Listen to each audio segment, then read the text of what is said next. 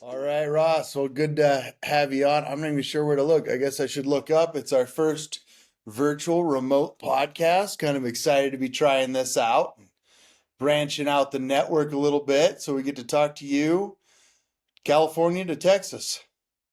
That's it. Yeah. Yeah, no, my camera's above my screen here, and I'll try to make some eye contact virtually here. I know. Yeah, I guess there's my camera, there's my screen, but it's working out. Well, I appreciate you being our guinea pig test run for this one. I'm always down to try new things. Yeah, thank you, thank you. Yeah, your office is looking sharp. I can still see you must be running tools. There's boxes and stuff coming in and out, huh? Yeah, some of that is, some of that stuff. So you Okay, need the after the meeting, okay, bud? All right, I'll be there in a little bit. Hey, that's part of working at home, right? I know that. That is part of it. You're right. That's real. We do lock our door just for that reason. I was telling Jacob I need one of those on-air lights outside the door. Yeah. I believe it. Yeah, no, and some of this stuff, I've received, I haven't unpacked it yet. Some of it's decluttering the office and trying to uh, just get my office space set up, So, yeah, spend 50% of my life on this computer, and sometimes you forget about the stuff back here. So, That's real life. I know. And I want to say congratulations on the promotion to customer relationship manager. And it seems like you're still transitioning, running tools for the company. yeah, no. So, for anybody that doesn't know, my office is in a shop, and the rest of the shop is a tooling center, right? So yeah, lots of in and outs here. Um, yeah, transferred to CRM. I still help out a little bit on the operation side. We're still in the middle of that full handoff, get it situated type thing. But no, it's doing good. Uh, Chance is taking the reins over there for us, trying to focus more on just customer relationship and project kickoffs, reaching out to those customers that hey, we might do a certain style of work for, but they don't realize we do other things, right? So we're trying to broaden that horizon for Altair in general. I love it. I know I've told you several times, but CRM was one of my favorite roles in life. I sat in that spot for 5 years. I liked it so much that it was the longest role I ever had in my career. 5 years. I Well, love right, it's the shortest I've had, but it. we'll see where that goes. No, I enjoy it, right? I enjoy making connections with people. I would like to think that I'm technical enough to, be able to help these customers as a well-rounded customer relationship manager. I know sometimes not everybody that deals in sales knows every aspect of the job. I don't either for every job out there, but you know, I feel I bring that strength to this role, and it's already helped me quite a bit. So Yeah, no, that's the thing. You speak the language. I've talked about this quite a bit. I mean, the customers speak the language, right? They know their product, their turbine, their solar, their battery. They know their modules, their gears, their generators, their cycles and soaks and all the technical pieces. I was trying to throw in best solar and wind terms there. And it's unique to have someone in customer relation, in sales, in business development, which is the CRM role for Altair, that can speak the language. It's a huge advantage. Huge advantage. well, and I will say, right, is you know, as this industry gets better, sometimes your customers you're talking to don't know, and right, and so you want to be able to bring them that knowledge and say, hey, I, I know you want me to bid this project, but this is what I'm seeing, and I can break it down for you three different ways what works best for you. And here's the reasons why I would like to do it those three ways, right? And sometimes you catch something they didn't even realize, so that helps them on their end. I And love that's what we want to be. We want to be a partner, not just a vendor. We want to be a solutions provider. So, You nailed it. That is the difference between providing a service and a solution. A service is just straight scope of work, and then later on, folks learn there was a better way, or right. we could have planned a different, more effectively. But when you bring the solutions, it's because folks like you step into these other roles and can bring that technical expertise background to it. That's the difference between service and solution. No, it's definitely helped a lot. I'm still getting organized on my side, right? Yeah. I'm trying to shut down the operation side of your brain is a lot harder than people realize. I get it. I get it. Um, you gonna keep the certs up so you can still go out and be in the field once in a while? I always ask this question when people start to transition.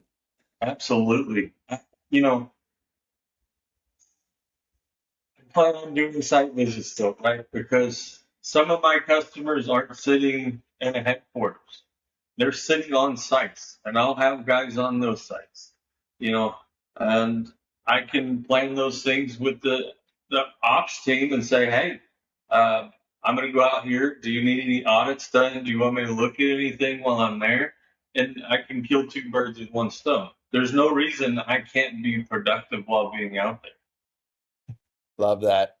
A lot of folks that transition from, technical service work and into management and then maybe into other roles like CRM or, you could name another dozen, often worry about losing that losing that edge, losing that skill set, right? Not being able to be qualified to go out into the field and help out maybe on a solar site or up tower and I love that you're keeping it and embracing it because um, I look back and I think that I held on to mine for the first, I want to say 2 or 3 years as a CRM. And it was just way too obvious I wasn't getting out into the field just because of the customers that the company was assigning me. After that CRM role, I went into a service director role. I needed to get up tower again. Like it came back to me, right? Yeah. So I regret letting that lapse. That held me back a bit. Yeah. And well, the knowledge will always be in your head, right? There'll always be procedures you can go back and look at. But there's certain jobs that if you're not doing it every day, you're going to be slow to roll back into it. And, um, I guess a good one would be MCE, right? I can guarantee you if I don't do an MCE job for a year, I'll show up back to a site. I would know what needs to happen and in what order, but I'm going to be slow to get it done compared to the guys, you know? Yeah. So all muscle memory. No, that's good. You keep up the certs and then stay relevant on the tasks. I think that's powerful. Very powerful. Otherwise, it'll be a lot years later, and now when I go up tower, I gotta have babysitters above me and below me. It's embarrassing. I don't like it. Uh, I think you liked it. I think you liked it a little bit. The babysitters? No, Um, just the fact that you got to go up a tower again. oh, I love that part. Yeah, the Yeah, babysitter, that was the embarrassing part. yes. Get a little to get a little. So Yeah, that's true. All right, very cool. Well, So, how long have you been in the role? Has it been a couple of months or not quite? I probably have to pull up my LinkedIn to find out. I don't, Yeah. just rolling with the punches here. No, but it's very new still. Like I said, still getting organized on the back end myself, right? I think, you know, me and you have been busy, right? We want to build out that back end. It's happening in pieces, but we're going to get there, right? We still have to get our quotes out, keep the jobs running, right? Um, and work a little later at night to get certain things done. So, Yeah. Some late night work. All right. Late night work for the we'll call it the office professionals. We are. But I do take mine to the couch sometimes. Way after like 8 o'clock or so, my wife's in bed and I'm like grabbing the laptop and putting something stupid on the TV and still working a couple hours. so actually, once I move my office out here, I keep it out here. It helps me separate my work life and my home life a little bit, even though it's in my backyard here.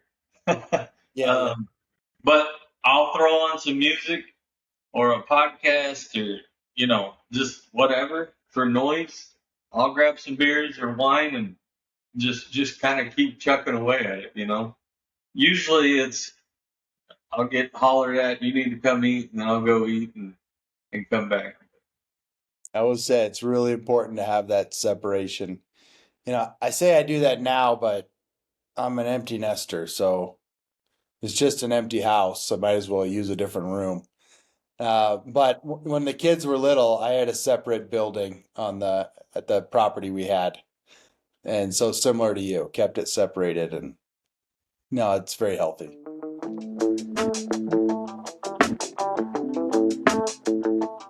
We'd like to take this time to thank another one of our wonderful sponsors, Podge Engineering. Podge Engineering, making wind and solar all we know it can be. Are your renewable energy assets underperforming or not performing at all? Did you expect many years of longevity and they're failing on you now? Podge LLC offers many customized, engineered products and solutions to get these assets back on track. Podge Engineering also performs root cause analysis, engineering services, procurement, and construction. Visit podge.org. That's PADGE.org. Remember Podge, making wind and solar all we know it can be. Well, what kind of work has the team been completing lately? Oh man, let's see. Been doing MCE. We've been doing a little bit of maintenance. We've got some commissioning, troubleshooting going on. Um, what else we got in wind? Probably forgetting some stuff there. In solar, we've been doing inverter swap outs, a whole lot of DC health. We're really, really growing in that space in DC health. Some combiner box swaps, inverter swaps, whether it be inline or central inverters. Um, and then we have guys doing cold and hot commissioning and battery storage. Um, we're looking to go out and do some sites are having some issues with some solar trackers. We're going to help them get those back online. Just kind of a really good mix of stuff, right? You got your basic mechanical stuff going on. You have your heavy lifts, and you have your, in-depth troubleshooting going on. So we're doing really good there. And our guys like it. Our guys are open with us to say, hey, like I've been doing this for a little while. What you got going on? And then, it doesn't always work out, but every once in a while we get to help with those requests and say, oh, yeah, we have this coming up, or, well, you know what? We could swap these two guys, and it's still going to work just fine, and it's not going to slow down the project at all. So, but yeah, we're definitely looking to expand in solar and BESS some more. Um, Looking to get into some more LTSAs or MSAs, long-term contracts, right? Uh, Not, I don't know how many people know, but we have Flagstone now, just launched. Altair's part of that, so we'll have our own in-house ROC. So that'll help with those customers looking for those needs. You know, recycling needs is a big deal, right? In the battery storage realm, right? We're doing quite a bit of that. So yeah, It sounds like the company's living true to the brand with the diversity of work and then being able to move people across them to get the experience, build out their own careers and professional portfolio, so to speak. I will say that I mean that's part of the magic. Between you and Chance being able to know when to move somebody, how to, and where to put them. It's the art to helping those technicians build out their capabilities. I would not know it, is the point, right? You're fresher, you've lived it, you know if this person has been on a project too long or needs to rotate to something fresh, needs a break. Man, even just taking an R&R, sometimes I see that folks have to be talked into it. yes, yeah. I mean, you definitely have different types of technicians. Um, some of them just, I mean, they like living on the road. They don't, some got stuff to go home to, some don't, right? And that's okay. Um, but you got to make sure those guys are still healthy mentally and physically to stay on the road that long. And yeah, I mean, there's identifiers you pay attention to. But yeah, we just all around, we just try to keep your team happy and they'll take care of the customer. I mean, old business strategy there, but it works. So It's simple. Yeah, it is old school, but we're always chuckling about that. I think we're bringing like the 70s and 80s business model, making it cool again. It's retro. yeah, and then boy, I just had something in my head. Me and you were working on it. It was today or yesterday. I can't bring it to my head. I'll remember it sometime though. Okay, okay. Well, let me back up because you mentioned Flagstone, and I haven't talked about that on the podcast, and we haven't done any advertising yet. Matter of fact, the ink is still wet on the contract. But tell us more. Tell us more about Flagstone. Yeah, What is, so yeah. we went in with two other partners and essentially we are building a rock and that'll be done before RE plus. It'll be operational. We'll be able to fully sell that product at that event. And um, you might have to refresh my brain on how much it can handle and this and that. But, we're going to have full-time local staff, and it's going to be fully certified. And I'm looking forward to getting into that. That is something, I know you told me, Adam, you've been a piece of it, your career at GE. That is one of the sides that I understand what it does and why it's there, but I've never been part of all the intricacies of it. And I'm super excited to learn that. I'm super excited to get out there and push that product because from somebody that comes from the field, I know how important those people are, not only for technicians sometimes, but for that customer and their assets. So I love that we get to sell something like that. No, I'm stoked. Yeah, so we'll do some shout outs, right? Green Energy and DCG Renewables are our partners in that venture. Flagstone LLC and I mean, the trifold is still being developed right now. I couldn't even, Jacob, I'll give you some branding so you can add, the picture or whatever to it's a great it's a great name, it's a great brand, cool logo. So excited about those things. We're putting the facility pieces together this month. And in record time, Jacob will be out there do some recording and create our commercial ads and then yeah, we'll announce that, more boldly, I will say. But remote operations center, so it'll follow NERC regulation and cybersecurity with all of the and physical security measures as well. Here in Tehachapi, California, at Green Energy's facility, they had some extra space in there that works out just right, which I'm very excited about because I call this building the Z building. It was the building where I had my first day of work, April 29th, 1997. God, it took me a minute to get that date out, didn't it? So I always think it's cool because I get to go see that spot again, and the building's in great shape still. You know, I I hate to put this out there, but I was 5 years old when you started Well, there. that's all right. That's So all right. that's huge. No, but that just shows, right? That I mean, you have a phenomenal story in this industry, right? In the beginnings of it, and it's, you know, I'm happy to have somebody like you on the team to have that knowledge and pull that from, right? Because and we get it's funny because we're doing some V47 work. You know, I know you didn't work on Vestas or any of that back then, but it just, I quote these jobs and I'm like, you're telling me these guys just needed an impact to put on a freaking blade bearing? you know? Right. No, that's what I said. I stopped doing maintenances before grease pumps weren't like this Yep. all day long. Yeah, the battery and electric. Okay, so the remote ops center.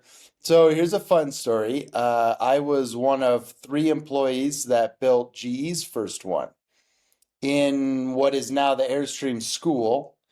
There was three of us. We were given two computers and like a closet. It felt like it was an office, but with no windows, it feels like a closet. So I have a question there. Yeah. What kind of computers? Oh shit.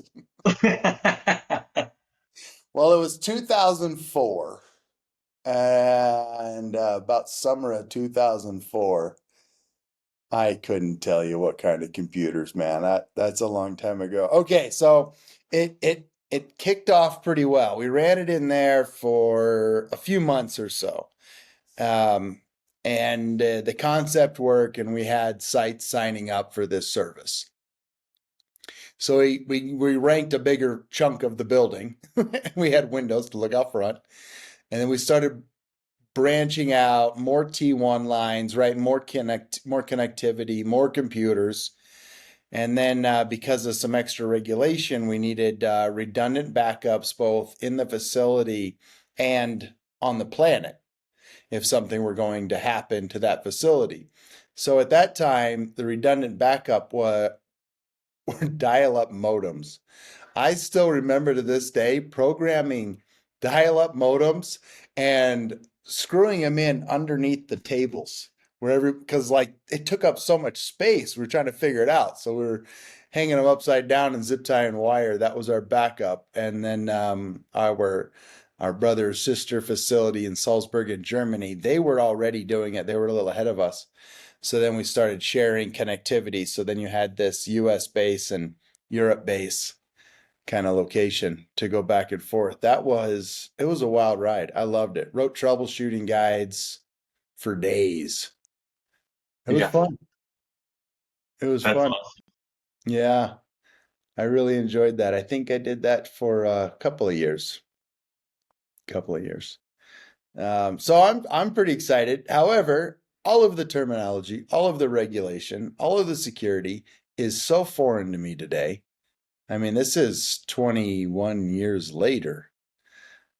Oh my gosh, is that right? That's right. But we have an expert on the team, David Grant, who has been building these for companies for a long, long time. Long as I've been in the industry, I think, because he might be a touch older. So we have an expert manager involved, and yes, just about ready to roll. Yeah, no, it's exciting. I love the logo, so definitely share that. So get that out there. And no, like I said, it's the next step in the venture of opening new doors and progressing as a company, right? To better help provide those solutions. And that's really what it is. Yeah. You getting some rain there? No, can you hear my AC unit? Oh, was that what it was? Well, you were saying you're getting a ton of rain this week, so I thought maybe it was. No, that's all right. Yeah, stoked about that. The other thing that I think is cool that Altair did this year, and this was lesson learned from last year, was that we did a better job. We really focused the first half of the year building out our own vendor network, right? We're 2 years old from, call it boots on the ground, which was July 23. So July last month, 2 years old from boots on the ground.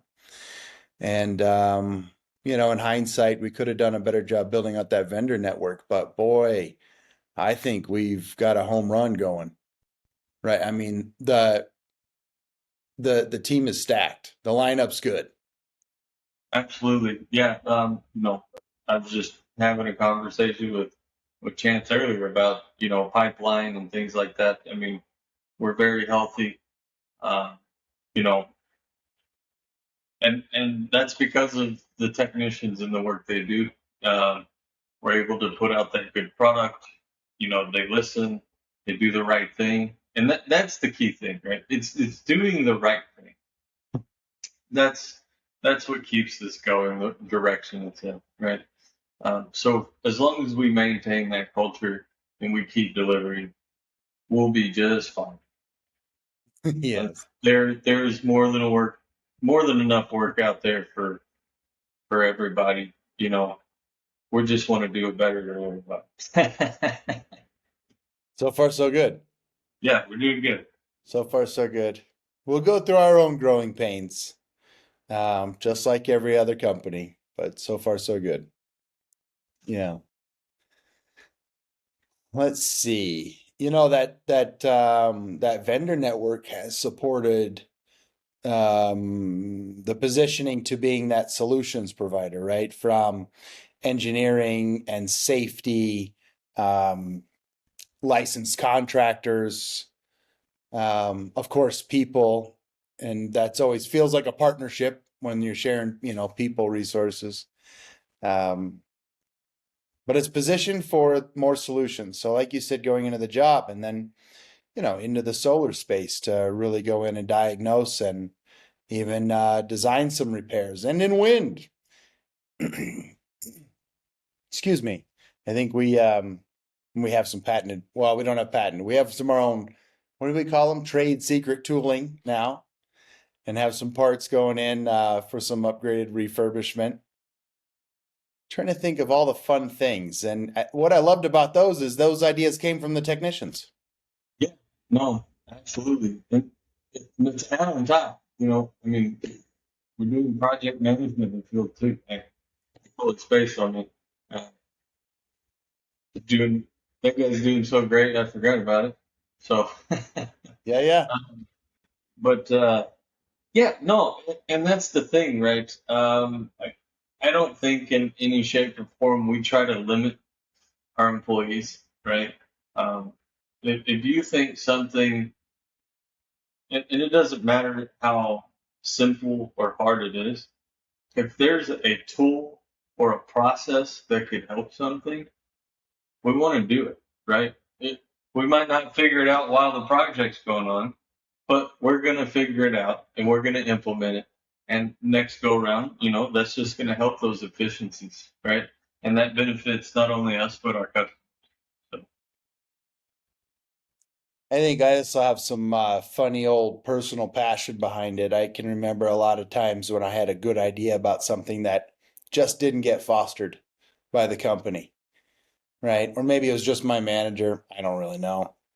So I love that we foster these ideas and give it the time and energy to bring them to life. yeah, I mean, that's what I kind of said. It's a slow process sometimes, depending on what it is, but we're going to get it there, you know? Yeah, nothing fast about design. fortunately, but No.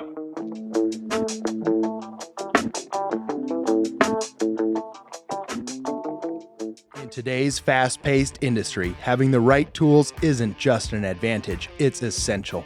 That's where ETI Energy Tools comes in. With over 75 years of industry experience, they deliver strategic procurement solutions that enhance safety, efficiency, and cost savings. ETI provides industrial tools, safety gear, test and measurement equipment, and heavy repair solutions, all backed by a vast network of manufacturers. Whether it's tool kitting, PPE standardization, or high voltage tooling, ETI saves companies time and money while ensuring they have the right tools for the job. Contact ETI at etienergytools.com to learn more and gear up for success. Hey, we took an employee to ACP, this last ACP, and we were, I'll give a shout out to Torque Tools. We were talking to one of their engineers there about all the things that we think they could incorporate to help in the field, right? And we may not be doing it right, but now you show these employees that there's people out there, and if you want to change things, just bring it up, right? We'll know who to call, and we can make things better across the industry, right? That doesn't just benefit us and our customers. That benefits everybody across the industry, and that's fine. yes, it is fine. No, our friends at Rise, they coined it, so I like to give it to them. Safety is not proprietary, but in a lot of ways, either is quality. No. Right? Either is quality. Maybe efficiency you might sit on as a trade secret or something, but yeah, you got to share quality. It's just too important. We need this industry pushing forward, and boy, do we have a rocky year at the moment.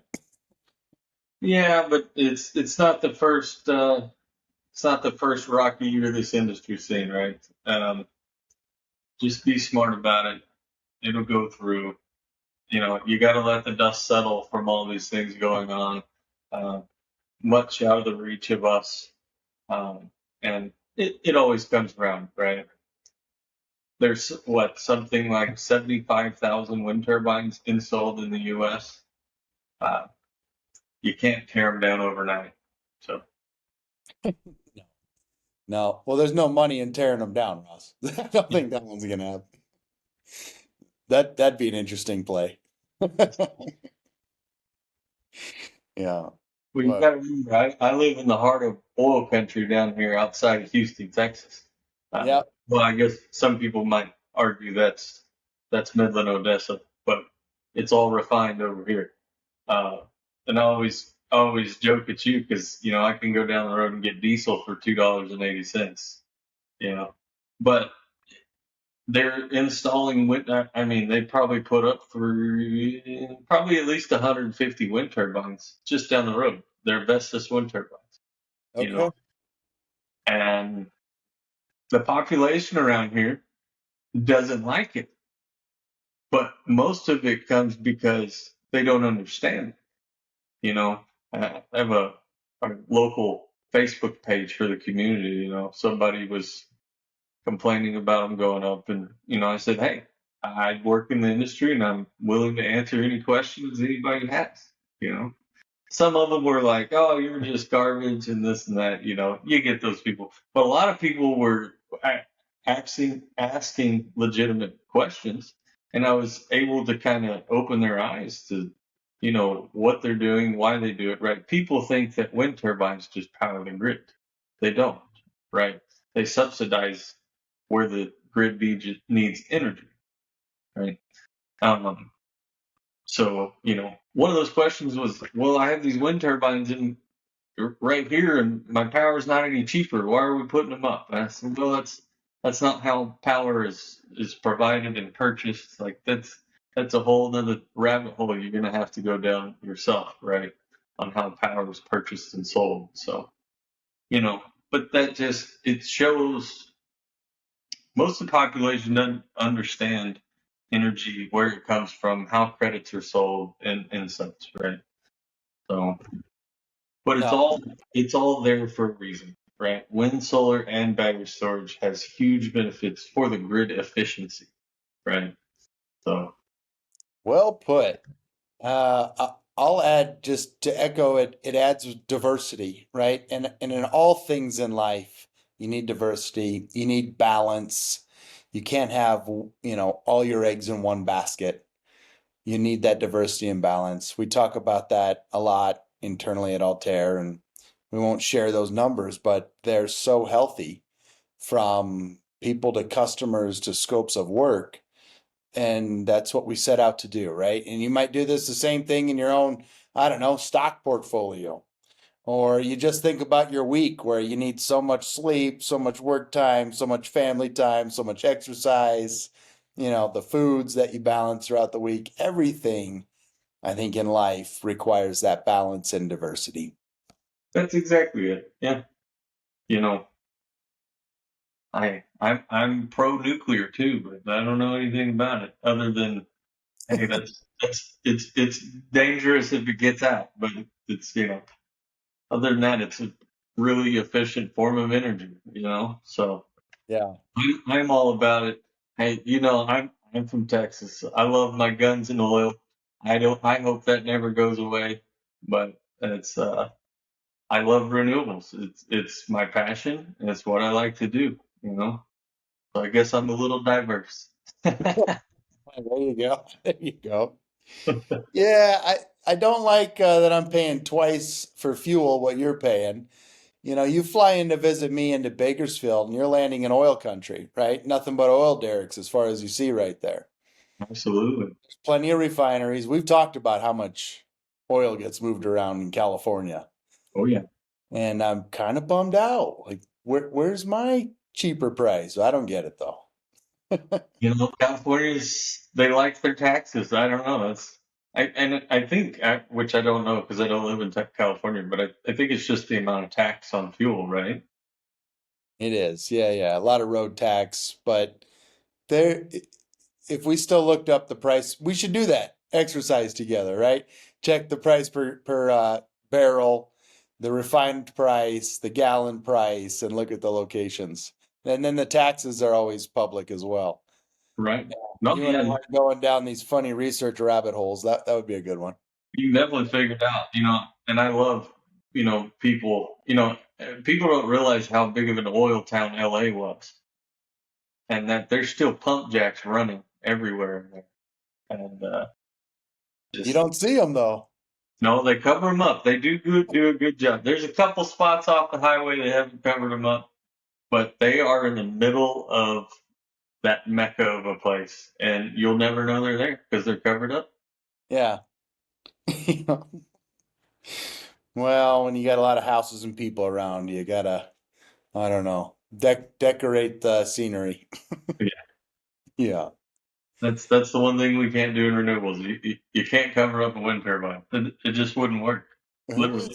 Who was that musician or magician that made the Statue of Liberty? Was it Copperfield or something with mirrors? He made the Statue of Liberty disappear, or Sears Tower, or what was that? I don't think I know that story. Oh, Jacob, man, I did. Maybe this is a weird dream I had. He used to do cool magic tricks with mirrors and make things. David Copperfield. What do you make disappear? Statue of Liberty. I mean, it's possible with mirrors. Yeah. Pretty clever, huh? Yeah. There you go. See, we could employ so many magicians to solve this problem. Yeah, I think the mirror market would appreciate it. That's it. Yeah, that'd be funny. Uh, some technology could come into play with cameras or something. Yeah. Yeah, you've Yeah. never seen the movies. There's that one movie where they set up the screen in front of the hallway and they're right behind it, and the guy's right there and they can't see it. They're using cameras. Oh, sure. Yeah. That's actual technology we have, right? But implementation, I don't even want to go there. Can we mirror paint the towers? Yeah, I guess you could, as long as it doesn't have a focal point and you don't catch fires everywhere. You need the right angle or something. Yeah. Telling you, there's a magician out there that will figure this out. They talked about putting solar panels in the outside of wind turbines, and they were doing some testing. And I was really curious where I was going to go. I haven't looked that up lately, but I should. I know when I was in the military, I mean, we had for the sat radios, we had little roll up solar panels to help charge radio batteries. Oh, yeah. So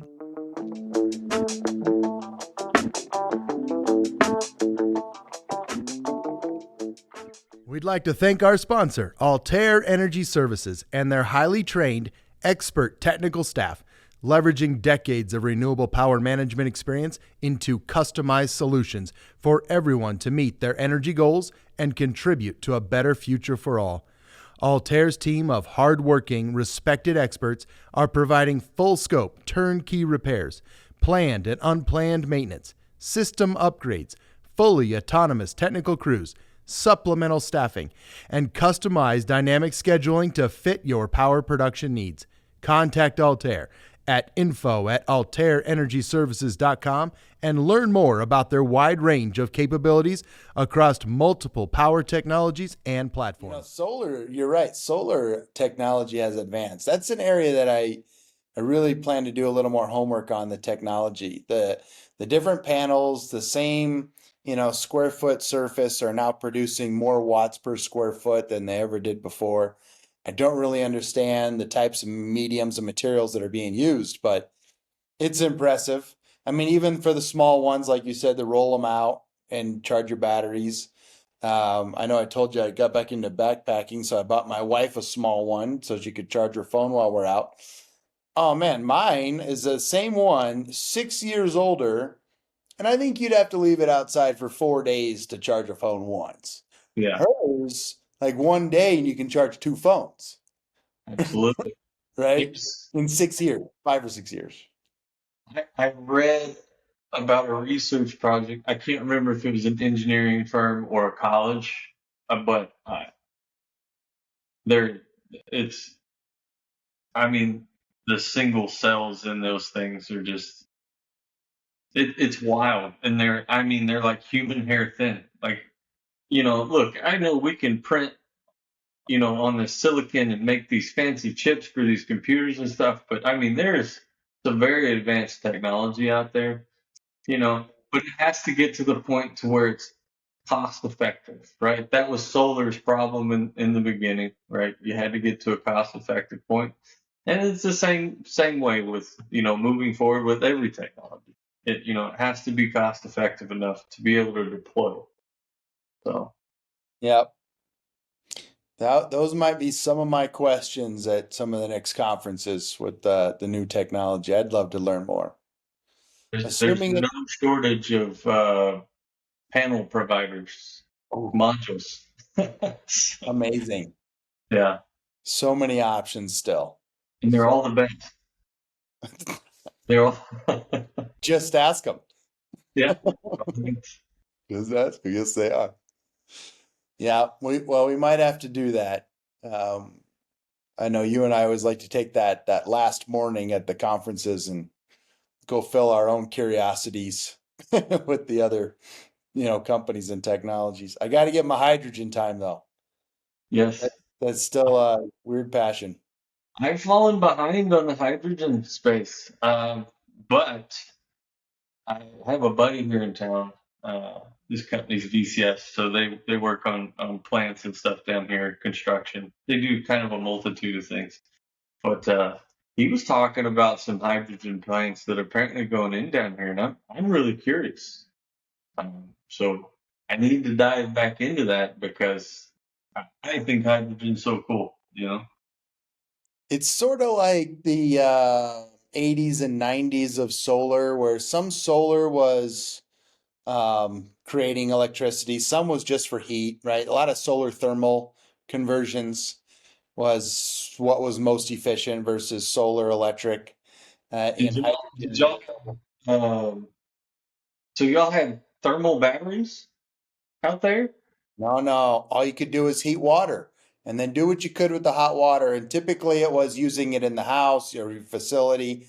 to heat the house. Remember, like old boiler systems, even you're putting it So through radiators and piping it around. I can't remember what country this is in, but they use some sort of sand, right? And it's for heating water and stuff. But it's a jack. They call it a battery. It's huge, and it. I can't remember how many freaking houses that thing supplied, but they called it a battery, and that's what it did. With sand? Yeah, it's a certain type of sand. I don't remember the exact sand composition, but I'll have to look that back up and send it to you because Was it's there real. water? Was there water involved? Yeah, it had pipes and stuff that went through it. Yeah, I'm seeing they store thermal energy in the sand. They can, Oh, it acts like an insulator. It holds the heat. yep. Ah, okay. Oh, interesting. Yeah, okay. It's a radiator. Yep. I guess battery works too. Store energy of any kind, right? That's pretty good. It's pretty good. I wonder if anybody's doing the old school refrigerators with salt water and just doing the, what do you call it, the thermal transfer. Ross, you know, when you have cooling tubes next to hot tubes, Oh, and, oh, well, can't think of the name. It'll come to me in a second, but you understand the transfer of heat that way. So the old fridges, right? They had salt water just to extract heat, and it would naturally move. yeah. No, there's.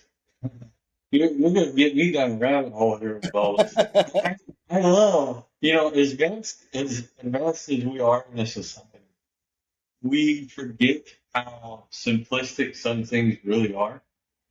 I was just at a birthday party.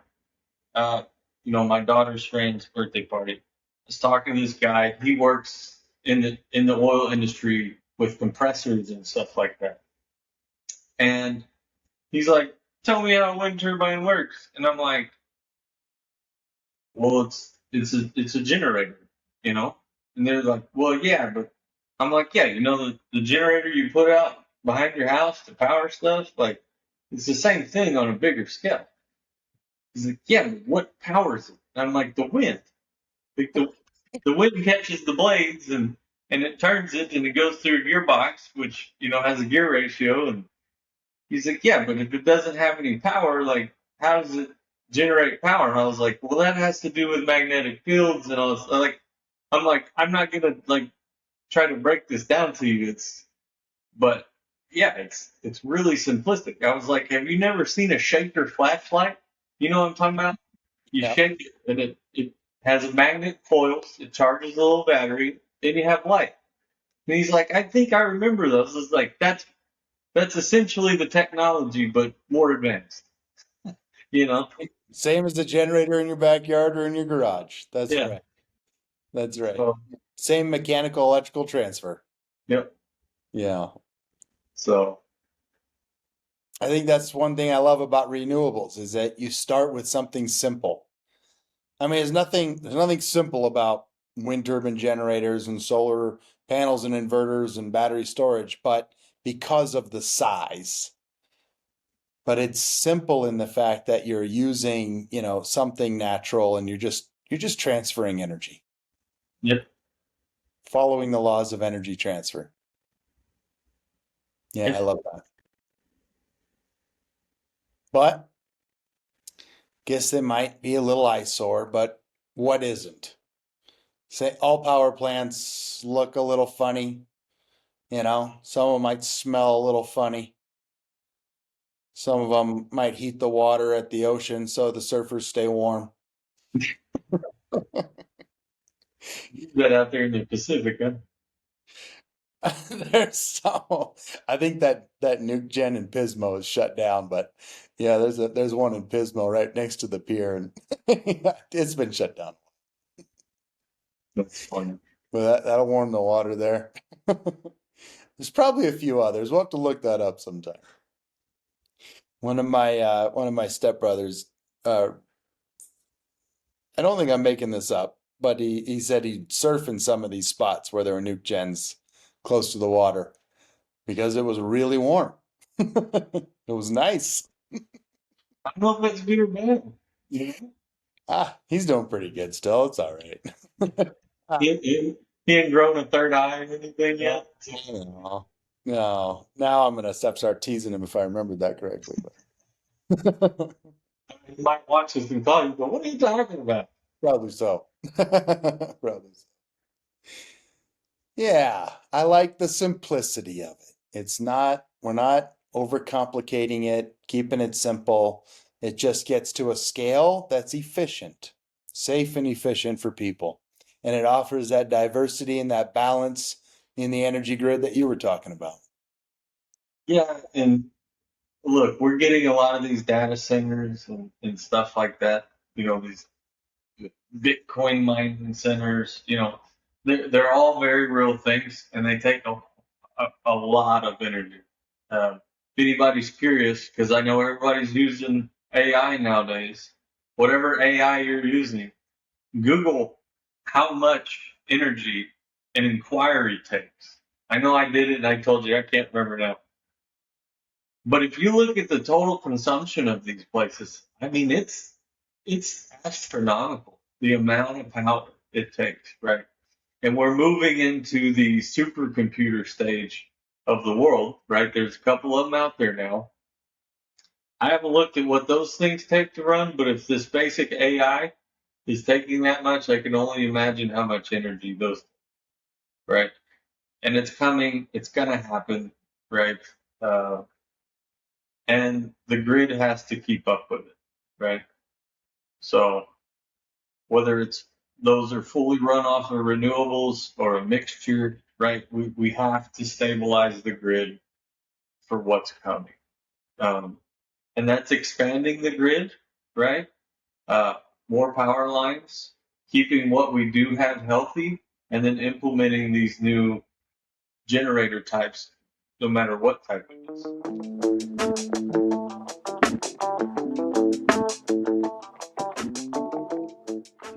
Let's thank our friends over at Renew Safety, your proactive partner in safety solutions. With comprehensive safety consulting, ensuring compliance with all safety regulations and standards. Expert staffing solutions, providing trained safety professionals tailored to your project's needs. Commitment to sustainability, promoting a safe and sustainable working environment. Contact Renew Safety at info@renewsafety.com and speak to one of their industry experts about their proven track record for safety management on numerous projects. Or perhaps you're looking for construction safety staffing, contractor monitoring, incident investigation, or program development and training. Check out Renew Safety at renewsafety.com. I remember going down this AI power usage rabbit hole with you one evening, and we got down to how much power per query. Yep. We called a query on an AI, and it was a measurable amount.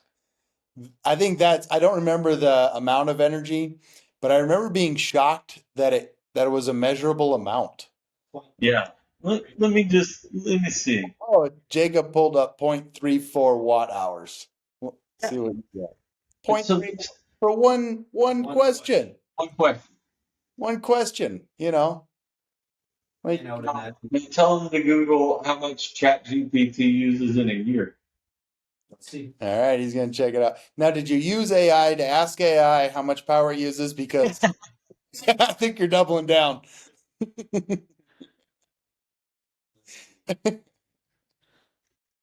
Estimated around 226.8 gigawatt hours. 226 gigawatt hours per is that a year? Is that per year?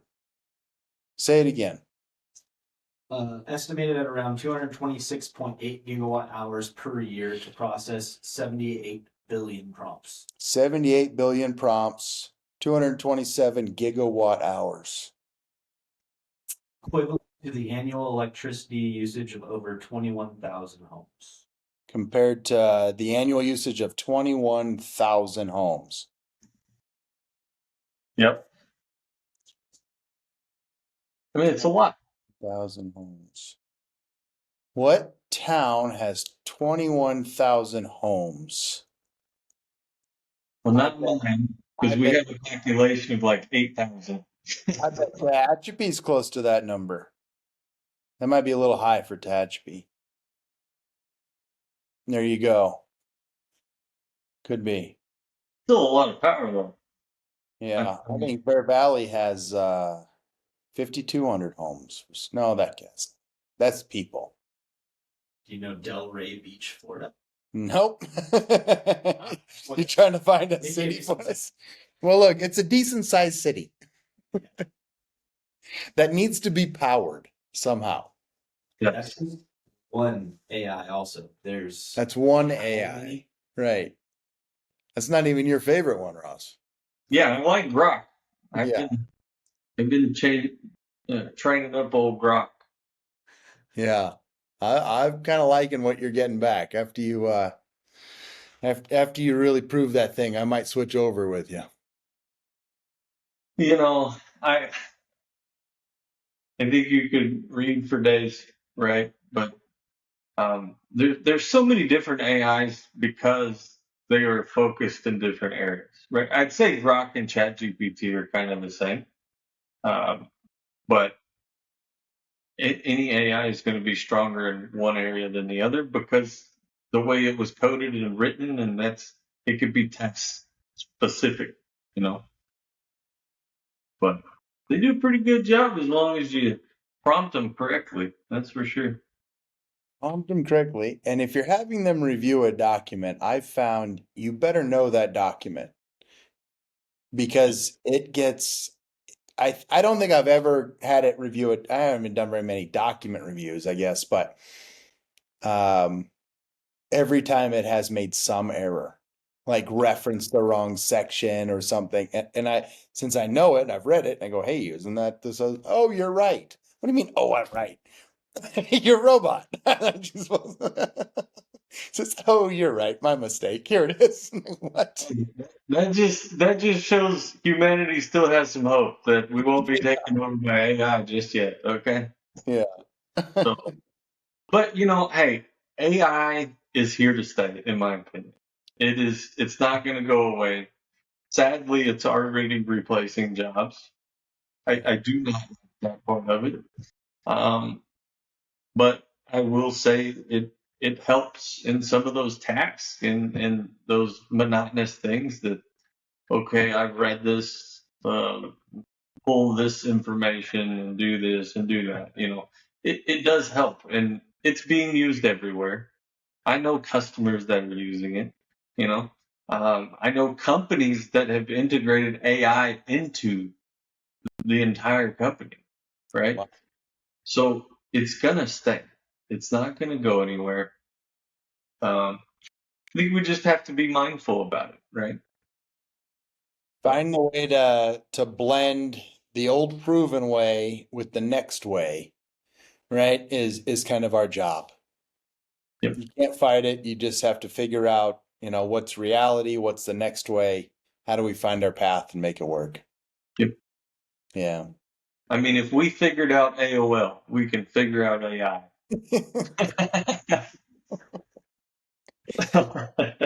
That should maybe be the theme sometimes is the old dial-up sounds, the swooshing and beeps and I still remember the picture of the guy doing his little running in the AOL triangle right in front of it. Still remember. That's right. Hey, technology lets us communicate all the way across the globe instantly. I was just telling the story when I was 16, I did foreign exchange program. I was in Crimea, Ukraine, and I never got to call home because there were no world phones around.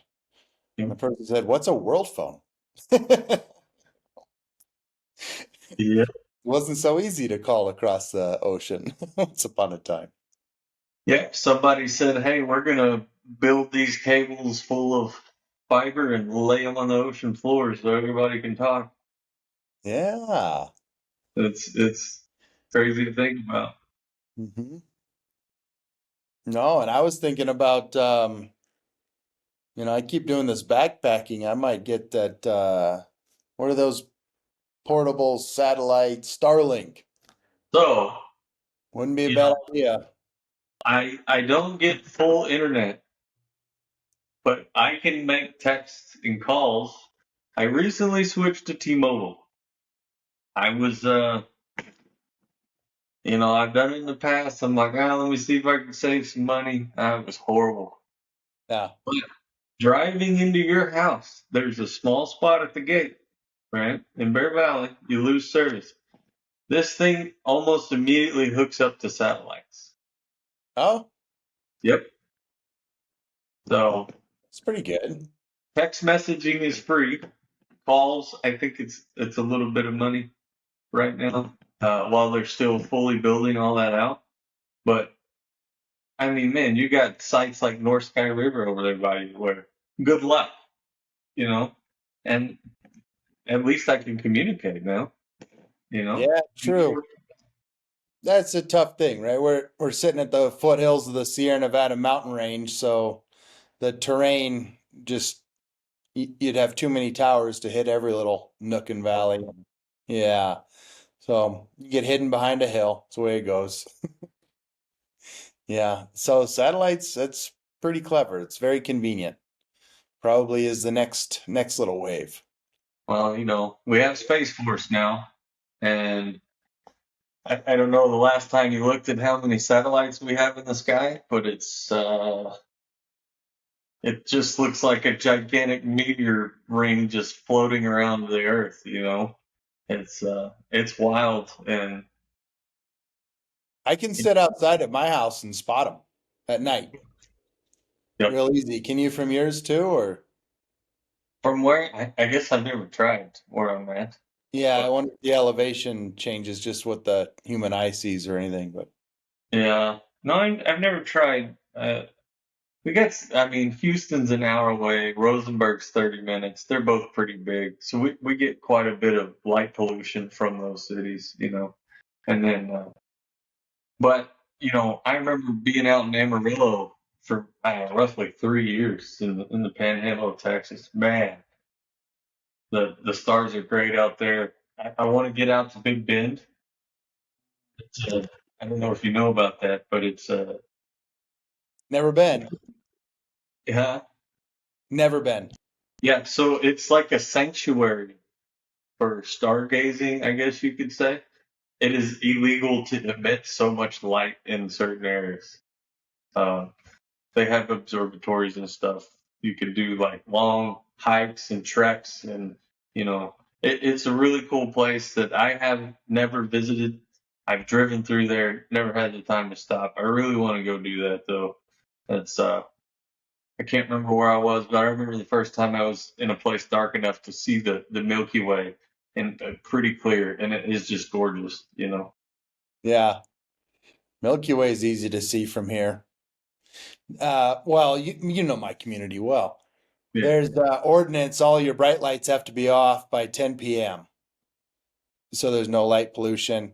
And then, yeah, there's quite a club for stargazing with some fancy telescopes, watching stuff and sharing pictures.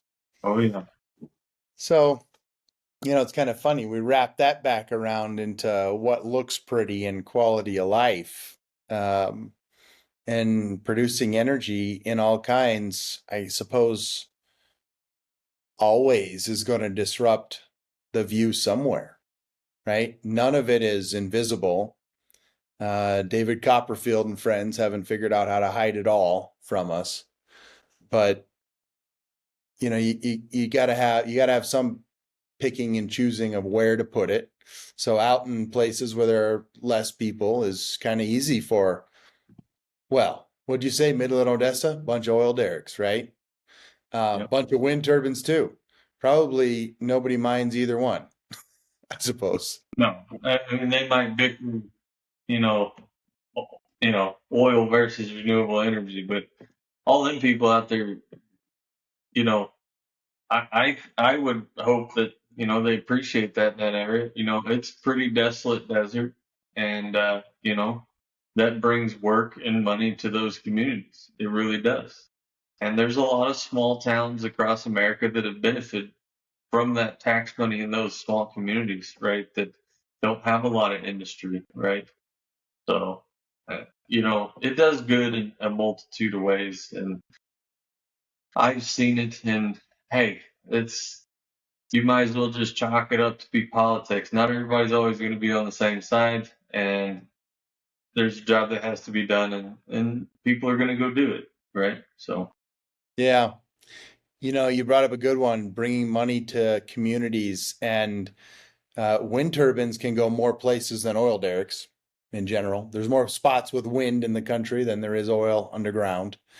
And I remember when my kids were in grade school, wind turbines went in the area of the small town in Iowa we were at. The school was so happy. A couple of checks came in from taxes from the new wind farms, and they got to remodel old buildings yep. and really do upgrades. So they were so happy. And I've heard this from other small towns in Texas. Yeah. So, Yeah, no. And it's not just Texas, you can say, Texas, Arizona, New Mexico, and California have some of the most desolate land across the country, right? I guess Nevada too, right? But you can put solar in these places. You can put wind turbine in a majority of them, and it brings jobs and money into the community, right? And look, I don't want to say this as some kind of like saving grace sales tactic, for people out there, but it does. And I've seen it change communities' lives. And I'm grateful to be a part of it. So that's just my piece on it. likewise, and I saw a lot of the same. I spent a lot of years in Iowa, and a lot of communities benefited from it. A lot of families benefited from the jobs that are brought in. Careers were being built, technology being taught in the schools at a young age. How does Yeah. power generation work? Yeah, it's a good benefit. Oh, you got another visitor. Yeah, it's my wife. Yes. Yep. All right. Well, that might be the cue and the trigger. Thanks again for catching up and sharing what's new with you, your career, Altair, and some current events in the industry. Yeah, thanks for having me on again. Glad I could be your remote podcast guinea pig. But yeah, no, that's Mama coming to go. Hey, you're supposed to be cooking steaks. What happened? Well, better not keep her waiting any longer then. No, I appreciate it. And as always, um, anybody in the industry has questions, reach out. And I appreciate you having me on, man. All right. Thanks, Ross. Well, enjoy those steaks. Thanks. Bye. Bye.